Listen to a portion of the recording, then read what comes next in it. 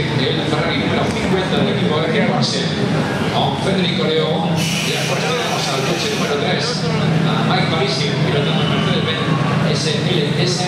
Seguimos con el número 45 de Patrick Fish con el Mercedes-Benz. Seguimos con el número 1, el Porsche 911 GT3 de Maxime Fuller. Después el número 38 de Carlos Giacomi, el brasileño, el histórico de la Copa de Resistencia, el Salud, de Gravity Salud, con Derek Jennings, el número 11, del puesto 23, el equipo estadounidense United Autosport, con el Audi R8, con Matthew Pale. Después tenemos al número 2, otro Porsche, el